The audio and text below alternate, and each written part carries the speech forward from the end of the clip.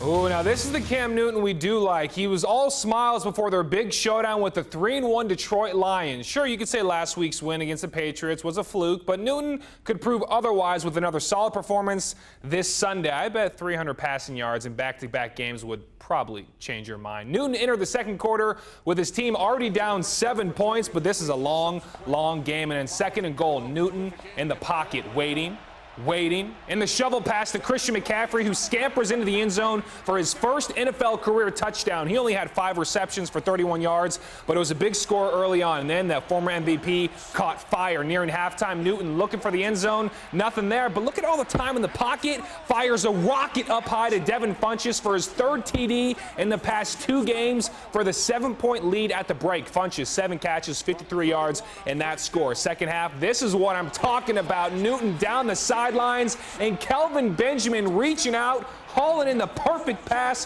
for his first receiving score of the season. Benji with 58 yards in the afternoon as the Panthers go up 14. But in the fourth quarter, I'm sure Panther fans were starting to break a sweat because Matthew Stafford hits Darren Fells for his 2nd score of the day to make it just a 3-point game. Stafford was sacked 6 times, but still managed 229 yards through the air. So about 2 minutes left. Lions, no timeouts, 3rd and 8. They convert here. It's game over. Newton, the heat on this pass, connects with Benji for the first down and the ball game. Okay, Panthers fans, take a deep breath, relax. It's over. They win 27-24, and tight end Ed Dixon's performance cannot go unnoticed as he racked up 175 receiving yards on 5 catches. Your Panthers are now 4-1. Great team win for us, coming and playing in a hostile environment. And a much-needed win, good for our morale as a whole. And we got a short week that we got to get prepared for. And, just have to have a great week of preparation. You see him just getting stronger and stronger, and that's really what it was about. A lot of times we forget that the guy went through surgery, and we were hoping he would be a little bit further along than he was when we went through training camp. Unfortunately, he wasn't. We had, a little bit of a setback. And because of it, it cost us. It cost an opportunity for him to come out throwing the way he has the last couple of weeks. And I think it's just indicative of where he can be at. Oh, what a win that was. Time for some Panthers facts that I just had to tell you. Let's get smarter together. Greg Olsen, who? Ed Dixon becomes just the 2nd tight end in NFL history to tally at least 175 receiving yards on 5 or fewer receptions. As for number 1, Newton passed Brett Favre for the 3rd most total touchdowns in a quarterback's first 7 seasons, while he also now has 2 consecutive games with passer ratings over 130, joining just Tom Brady. Do you think he's starting to heat up on the season? Yes, I think he really is. So with the win, the Panthers are sitting pretty in first place in the NFC South and have some favorable upcoming matchups. The Panthers are back home this upcoming Thursday, then back on the road for 2 straight against the Bears in a divisional battle with the Buccaneers. The combined record between the upcoming teams is just at 500, so I'd give the Panthers a solid chance at winning at least the next 2 of 3. And you can watch the Keep Pounding crew take on Philly this Thursday right here on Wfmy News 2, your official triad station of the Carolina Panthers. Pre-game coverage starts at 7:30 p.m. with kickoff just a little bit later at 8:25. But wouldn't you much rather watch the game right here in the stands at beautiful Bank of America Stadium? Yeah, let me think. Yeah, obviously, that's pretty awesome. Well, Wfmy News 2 is giving away a pair of tickets to 1 lucky winner, and we're giving away clues to help you solve a puzzle. But before I get to that clue, I want to test your knowledge right now. Grab your tablet or smartphone and vote now at wfmy.com/vote now.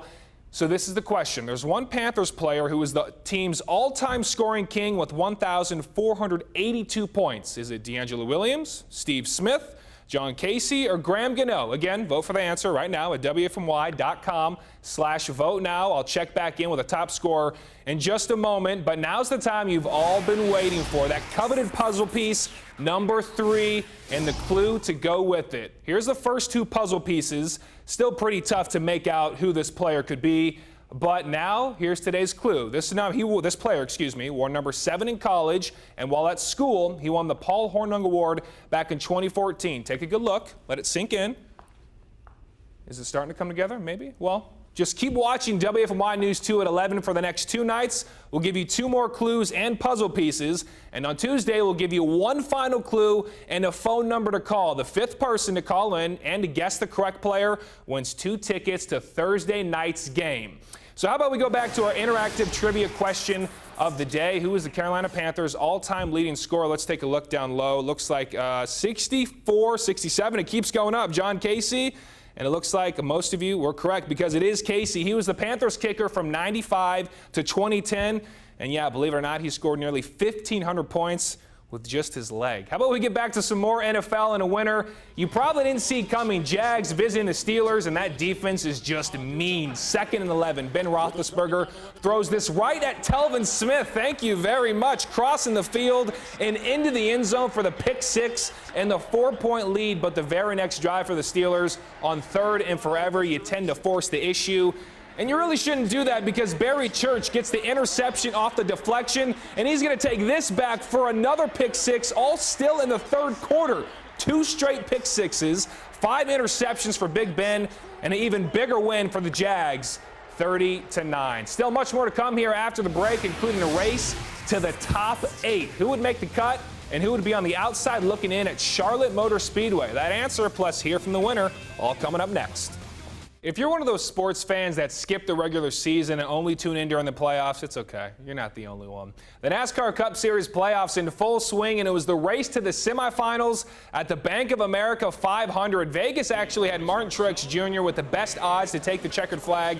And I guess we should have listened. Despite starting in 16th, after 2 strong restarts, Truex Jr. found himself leading the pack at the finish line for his career-high 6th victory of the season. Number 78 saying it was tough out there today and that his car was a handful, but it seemed worth it as he now leads all drivers in wins and added more bonus points to his series-leading total and, of course, automatically advancing to the round of 8. Once we got to the lead, we felt pretty good. I mean, that was really the place you wanted to be. But, you know, I think beating those guys off pit road was key to get the lead. And then once we got that lead, our car came to life. So I wasn't confident all day until we got towards the front and just kept getting our car better. These things are long, they're grueling, 500 miles. There's a lot of time, a lot of chances to make mistakes. Today we were able to put it all together. So just from top to bottom, proud of everyone on this team and everybody associated with our team.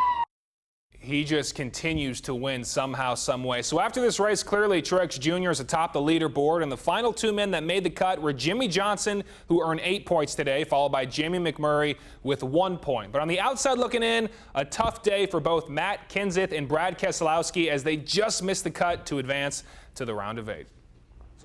And we're going to mix it up a little bit and show you some playoff baseball. Game 3 of the ALDS, Astros at Red Sox. Bottom 3, Rafael Devers, the 20-year-old at the plate, and oh my, 417 feet to deep right center to take the 1-run lead. He's also the youngest Red Sox player to homer in the postseason. So now bottom 7, Hanley Ramirez doubles to shallow left center, bringing in 2 more runs. Ramirez with 4 hits and 3 ribbies as they survive elimination 10-3. So can you imagine being 20 years old and hitting that bomb? Not even 21. Can't even have a sip of alcohol and he hit that bomb like that. Incredible. Don't these young players just make you feel like you haven't accomplished anything in your life? Pretty much, yeah. I have a long way.